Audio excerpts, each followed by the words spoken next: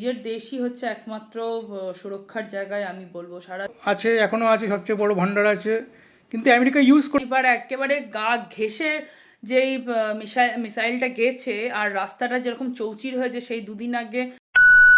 So guys, আজকের মনটা খুবই খারাপ। সকাল থেকেই খবরে দেখছি, কাল রাত থেকেই শুরু হয়ে গেছে খবরে আসা যে যুদ্ধ ভালো মতনই শুরু হয়ে গেছে। শনিবার থেকেই চালু হয়ে গেছে যুদ্ধ। তো যাই হোক, মানে শনিবার মানে গতকাল থেকেই শুরু হয়ে গেছে আমেরিকা আর ইরানের যুদ্ধ।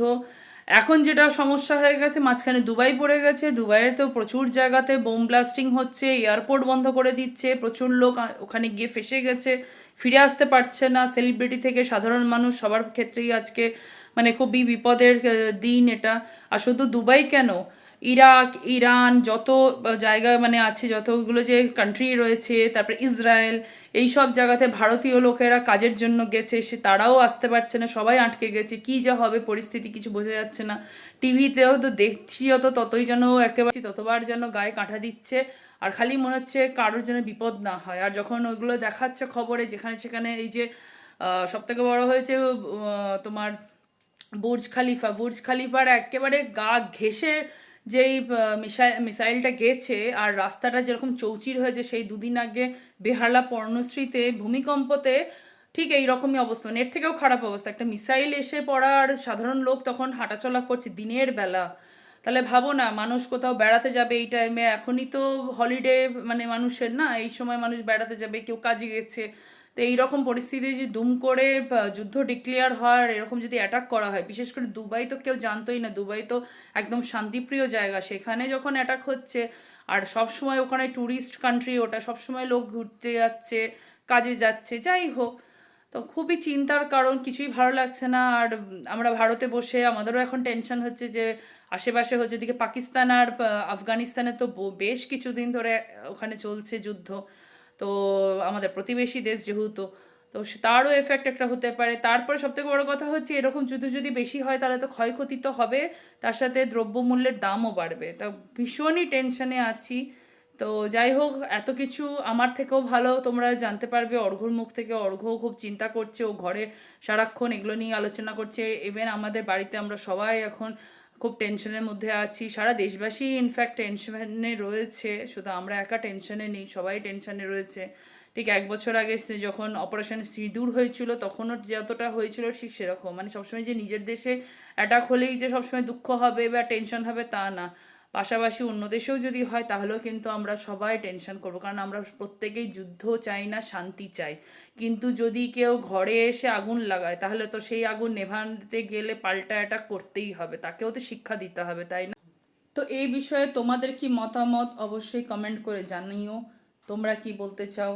তো এখানে কমেন্ট ছাড়া তো আর কিছু করার মাধ্যম নেই। তো যাই হোক, সবাই সাবধানে থাকো। কারোর যদি চেনা পরিচিত লোক দেশের বাইরে থাকে তাহলে তাদেরকেও একটু সাবধানে থাকতে বলো, তাড়াতাড়ি যাতে ফিরে আসে দেশে, সেটাই মঙ্গল। যে যেখানে আছো সে সেখানেই থাকা ভালো। কিন্তু নিজের দেশই হচ্ছে একমাত্র সুরক্ষার জায়গায় আমি বলবো। সারা দেশ ঘুরতেই যেতে ইচ্ছাই করে, অন্য দেশ দেখলে মনে হয় ঘুরে আসি, বেরিয়ে আসি, কিন্তু এই রকম পরিস্থিতি যখন হচ্ছে তখন মনে হচ্ছে নিজের দেশের থেকে সুরক্ষিত জায়গা আর কিছু নেই। বলে না হোম সুইট হোম, সেই রকমই কিন্তু নিজের দেশও তাই। তো যাই হোক, আমার বক্তব্য তো রাখলাম, তোমাদের বক্তব্য কমেন্ট করো। আর অর্ঘ্যর কিছু বক্তব্য আছে, তোমরা শুনে নাও ওর বক্তব্য, ওরই মুখ থেকে। তো যেটা শুরু হয়েছে আমেরিকার প্রবলেম, যে আমেরিকা একমাত্র দেশ যে অ্যাটম বোম ইউজ করেছে পৃথিবীর বুকে। পৃথিবীর কোনো দেশ কিন্তু কিছু ইউজ করেনি। সবার কাছে আছে আছে ঠিক আছে, রাশিয়া সোভিয়েত ইউনিয়নের কাছেও ছিল, আছে, এখনও আছে, সবচেয়ে বড় ভান্ডার আছে, কিন্তু আমেরিকা ইউজ করেছে হিরোশিমা নাগাসাকিতে, এবং পরেরটা দরকার ছিল না। প্রথমটাতেই যথেষ্ট ছিল জাপানে মারার জন্য বোম, কিন্তু পরেরটা দরকার ছিল না, জোর করে মেরেছে।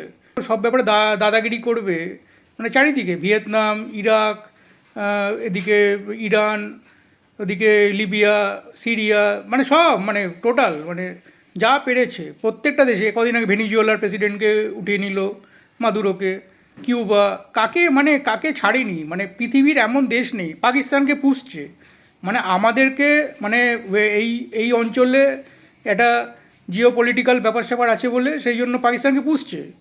পাকিস্তান কোনো দিন শেষ হবে না যদি আমেরিকা থাকে, সেই জন্য আমেরিকাকে নিন্দা করা উচিত। মানে আমেরিকার সমস্ত নীতি মানে আমাদের তো বিরুদ্ধেই। আমাদের কোনোদিন বন্ধু না আমেরিকা, কারণ আমেরিকার কাজই হচ্ছে নাক গলানো। এই ডেনমার্কের সঙ্গেও মানে ইউরোপিয়ান ইউনিয়নের সঙ্গেও ঝামেলা, ডেনমার্কের জায়গাও নিয়ে নেবে বলছে। মানে একটা শিয়াদের সর্বোচ্চ নেতাকে খুন করে দেবে, মানে যা পারছে করছে, মানে কোনো নেই, মানে মানে এর কোনো মাথামুন্ডু নেই এর মধ্যে। মানে যদি হিটলারের পরে কেউ থাকে, মানে ডিকটেটর, হিটলার, স্ট্যালিন, এদের পরে যদি কেউ হয়ে থাকে এই আমেরিকা, ডিপ স্টেটও তার মধ্যে এক।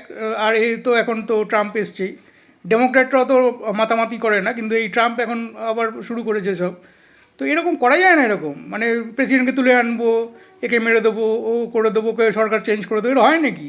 কেউ মানবে? সব সারা পৃথিবীর একসাথে, European union, Latin America, Africa, Asia, Gulf, এই দুবাই দরকার নেই। দুবাইতে তো বোম মারার দরকার নেই না, দুবাইতে দরকারই নেই এসব করার। ওর যেহেতু ওখানে রেখেছে ওই জন্য ওটা হচ্ছে।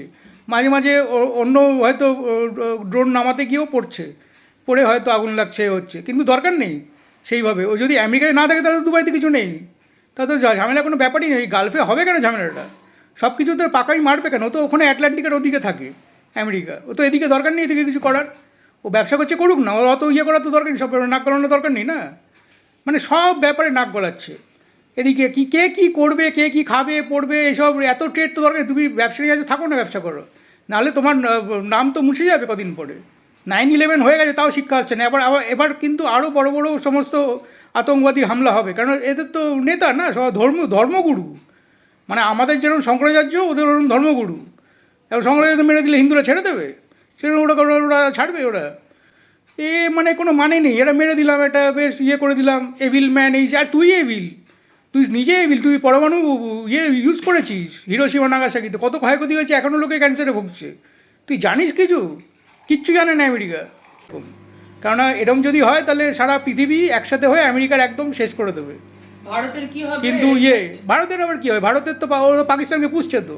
ও এত বললো, 50 বার বলেছে যে পাকিস্তানের যুদ্ধ ওরা থামিয়েছে, ইন্ডিয়া পাকিস্তানের নিউক্লিয়ার ওয়ার। ট্রাম্প নাকি ফোন করে বলেছে, 50 বার ধরে বলে যাচ্ছে, কিন্তু পাকিস্তানকে ওরাই পুষছে। পাকিস্তানকে যদি কেউ পুষে থাকে, পাকিস্তানকে যদি কেউ যদি সাপোর্ট করে থাকে, একমাত্র সাপোর্ট, আর যদি সবাই ছেড়ে দিল, একজন যদি সাপোর্ট করে থাকে, সেটা হচ্ছে আমেরিকা। সারা জীবন করতেই হবে। ও চায় ওটা, এই কাশ্মীর ঝামেলা থাকুক, এই থাকুক, সে থাকুক।